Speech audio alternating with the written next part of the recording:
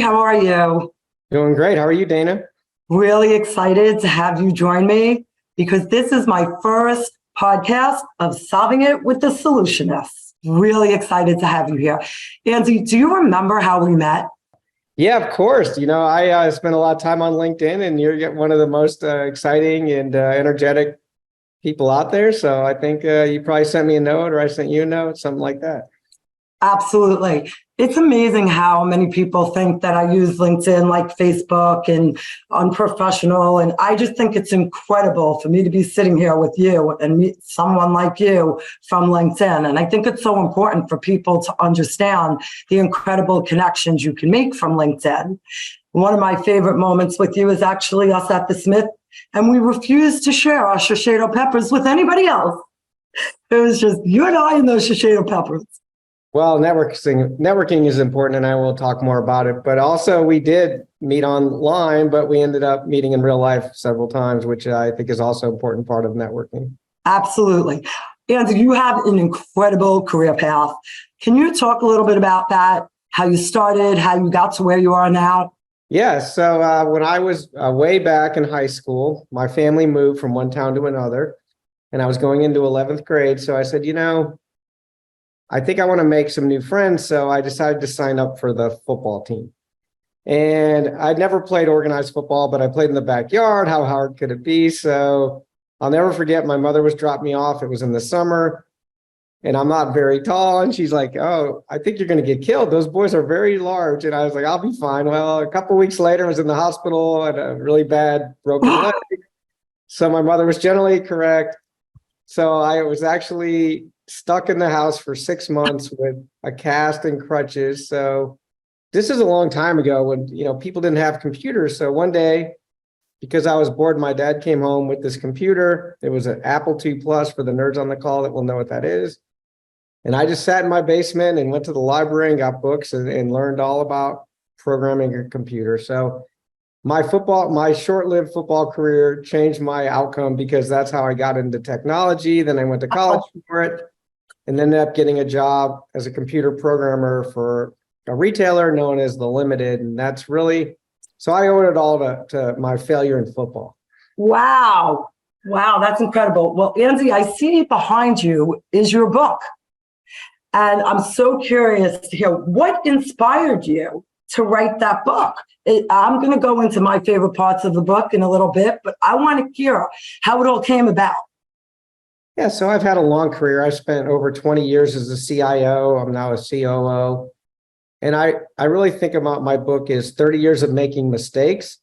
So a lot of the chapters in my book are, here's a mistake I made, here's the lesson I learned, and then here's how you can hopefully avoid making the same mistake. And so I just felt like I got to a point in my career where I wanted to give back. I wanted to teach. I wanted to share some wisdom with people coming up, and hopefully they could get some value from it. And then COVID came, and we were all sitting around, once again, like I was in high school, I was bored. So I sat down with a cup of coffee and wrote a outline, then some chapters, then a few things. And that's where the book came. And I didn't think of myself as a writer. And ironically, I still don't think of myself as a writer. But, I read something that we're all writers. We all write, tons of emails every day and text messages and notes. And so I think everybody who gets to a certain place in their career certainly has at least one book in them. Well, I have to tell you, this is the first time that I've actually listened to a book while I was working out. On my Peloton, instead of going with the traditional type of music, I was actually so intrigued by your book that if I couldn't physically read the book, I had the Audible going as well. Do you mind if I share with you some of my favorite parts of the book? Yeah, but I want to comment on that because I work at the Vitamin Shop and we care a lot about health and wellness. So I'm really glad that my book helped you get in shape or get in better shape. So good job there. Thank you. Well, I know that you also were riding the Peloton. Are you still doing that since you've relocated? Sure. I have a Peloton bicycle. I have a real bicycle. And then whenever I can, just like with networking, right? I'd rather be out in the real world. But when the weather's nice, I get outside. If not, I certainly rode my Peloton bike this morning. I remember following you probably about a year or so ago, and you used to take these fabulous outside bike rides and pictures of all the different places that you were seeing in Manhattan, but they weren't your typical places. They were so incredible. Are you still doing that? You know, I don't live in New York City anymore, but I actually back to LinkedIn. I posted on LinkedIn that said, hey, if anyone wants to see a picture of something in New York, let me know. And I get all these comments, and it was I was one of them. Yeah.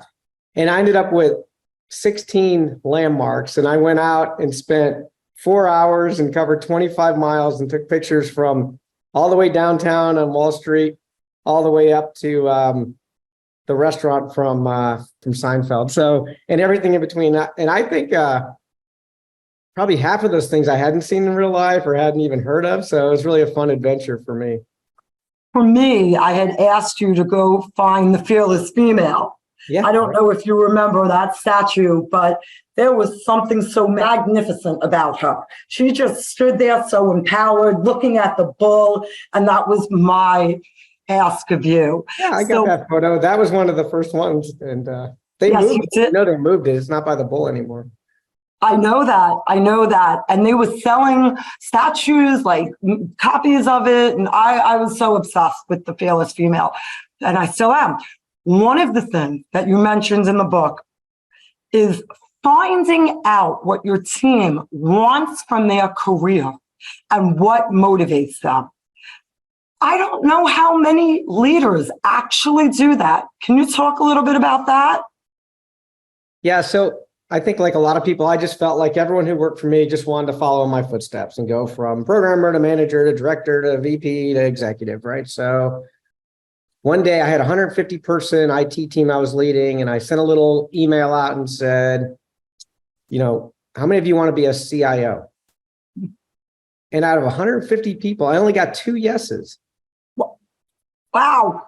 Well, and I don't blame them, right? CIO is a horrible job. Transfer career is over. I don't know if you read that part, but just kidding. But I realized that everybody has different goals, and it may be about they want to be more on the business side. They want to do this, or, you know, they want to be hands-on and stay in the tech, or they want to jump to a whole different career. So I realized that you can't just assume people want to do what you did, and you can't build career development around them doing the same thing. And even if they do want to have the same role, the world changes. So how I got there won't be how they get there, and the skills I had won't be the skills they need, right? So it sounds so simple, and I think a lot of my advice is, but it's like the first step of helping someone with career development is ask them what they want out of their career, and then help them get what they want, not what you wanted or what you think they want.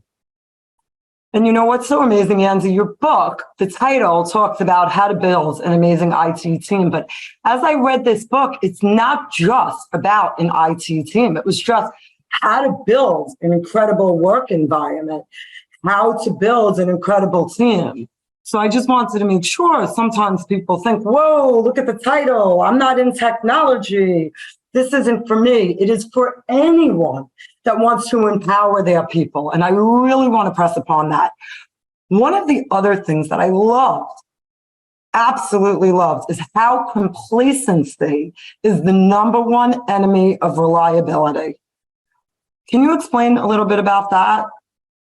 Yeah, when things are going well, like say you have a lot of really good numbers on uptime or on sales or anything, you tend to just take it for granted, and then you slowly but surely the things that you did to get there fall off, and then, you know, it goes away. And so it's a lot of, how do you want to say it? It's a lot of work to stay at the top, right? So you have to stay on it and vigilant. And when you think that you're at the top of the mountain, it's not when you should relax. It's like you need to fight hard to stay up there. It's interesting. I recently said to my daughter, don't be surprised when you get to the top of the mountain and it doesn't feel or look exactly the way you expected it to, because we're climbing and we're climbing and we're climbing to that mountain. And then we find out this isn't what I thought it would be. Or we're halfway up there and we realize we're climbing the wrong mountain. So it's very interesting. I just had that conversation with my 19-year-old daughter, who's trying to figure out, what do I really want to do? I said, I'm 55 years old. Some people are still trying to figure it out. I'm blessed that I've been solving technology challenges for over 32 years, and I started as a telemarketer in my industry. And I've been at my company for 29 years. But how many people do you know in their 50s still trying to figure out what that mountain should feel like or look like for them? Absolutely. My daughter's 27. She's on her fourth career, and she's finally found something that she loves and is doing well at. So Exactly. whether it takes you 1 year or 5 years like her, or 30 years like us, then hey, you keep Exactly. till you get there, and then don't get. We're blessed. And then my favorite quote, and we started the conversation when we started talking about networking. My favorite quote in the entire book: the time to start building a network is long before you need it. As networking advocates like to say, you need to dig the well before you're thirsty. Oh my, do I love that. People start saying, I'm looking at my forecast. It's not what we were supposed to do. We didn't hit our goals. What happened? I'm out of work. What do I do? Talk about that a little bit. Yeah, I mean, look, I get a lot of LinkedIn requests from people who are recently unemployed. And I accept them and I do my best to help them. But, it'd been nicer to get to know these people before they were, they needed it. But look, some people, I think like you, maybe me a little bit less, but it's more natural. For others, it's work, but it's important work and it has to be done. And you're going to get, no matter where you are on, if you enjoy it, you're going to get so much value out of it. And I think networking gives you a lot of little joys that really add up. So yeah, there's another old saying, which is the best time to plant a tree is 30 years ago. I think the second best time is tomorrow, like today, right? So if you haven't done any networking, if you go on your LinkedIn and you got 10, connections, then why not get off this podcast after we're done and then start reaching out to Dayna and myself and get it rolling. Exactly. One of the things that you said is for the vendors, and I've never, ever, ever thought about this, is if I want to get a meeting with a C-level person, to have another C-level person reach out to them with a testimonial. Have you ever had anyone actually do that? Because I never thought about it. And my clients would refer me, would give me a testimonial, but I would never think to say, could you please call this person who's a potential client and describe your experience? Have you ever had someone actually do that? I have. And believe me, I love speaking to peers in other companies, right? If I could talk to the COO, and when I get to talk to COOs, CIOs, chief supply chain officers from other retailers, the industry I'm in, I enjoy those conversations. And believe me, I've also, I don't know if you asked me this yet, but I've also done that for some of my very best partners. But it's not something that we would do lightly. And so when someone does say, hey, I've had a really good experience with, Dayna, then boom, I feel good about it because I trust the person and I don't have to do the work they did to vet you or to pick the right partner. It's just done. So absolutely, I've had people done it, and every time it's been a great thing. Yeah. Listen, like I said, I've been in my industry for over 30 years, and I love learning every single day. And I always learn to grow and evolve and talk to other people that try different things. And that to me was just absolutely incredible and something I'm going to try doing. So what qualities do you think are essential to a great IT leader today? Yeah, I always talk about 5 big skills and you count them on your hand, right? So you need business acumen. You need technical. I know you could say, well, you don't need technical because of people, but you do need at least an understanding of it, and you got to keep there. You need project management because it's so much about projects. You need people skills, and people skills, leadership, and project management are not the same. I mean, there's some overlap. And then you need a lot of things like around finance and legal, compliance, and all those things. So those are the big 5. And frankly, no one really has all 5 of those.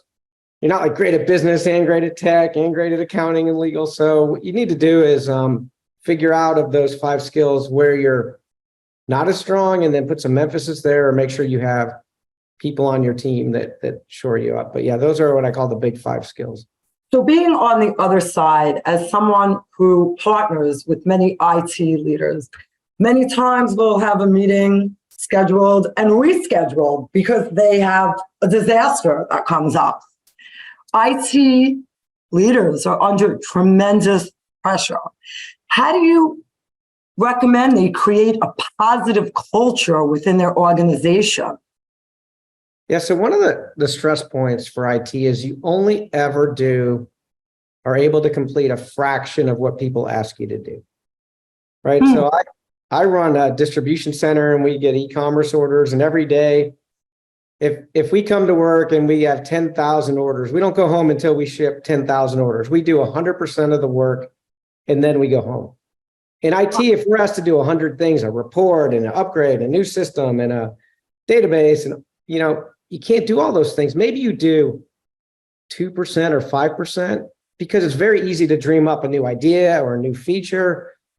I had at least 3 ideas today. Someone said, oh, wouldn't it be great if we did X, Y, Z? And I agree, right? It'd be great. So I think one way to remove the stress is to be really transparent about your capacity, and then just not to sign up for more work than you can do, because people are understanding. They might not be thrilled, and I talk a lot about don't say no, say not now.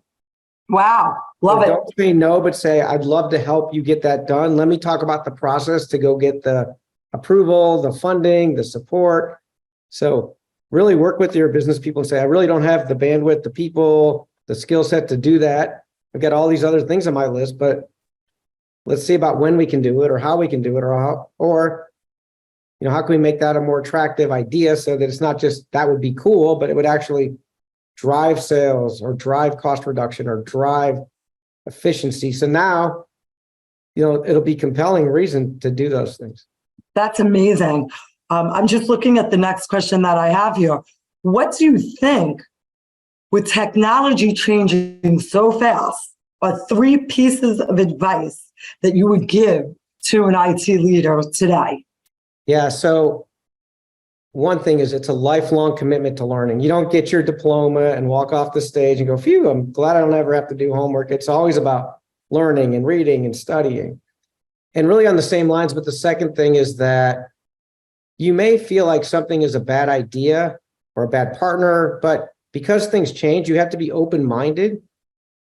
Right? I was talking to someone today and they're like, oh, that company is so good, but hey, that was 10 years ago when we made that. And so you got to realize that the world changes and people change and companies change. So what might not have been made sense for you at one point in time could be actually the best option. So just because you ruled something out, don't keep that forever. And then the third thing, and a woman I know just wrote a book about it, it's not about the technology, it's about the people. I love that. I had this aha moment where it's 100% a people job leading IT. And so although I said you got to know tech, I don't want people hands-on configuring routers and switches. I mean, enough to have a nice conversation, which is really about respecting the people, getting the right people, the right goals, and the supported environment, and remove obstacles. So just understand that a career as an IT leader is a people leadership job. That's why I think you felt like my book was not just about IT, because these are universal skills and knowledge about leading people. Absolutely. And a few more questions. And I can't thank you enough. As I mentioned, this is my first podcast, and you have made it such an incredible experience. And it was just really a privilege, I felt, to have you as my first guest. So I want to say thank you so much for that. Thanks for having me. I'm so ecstatic.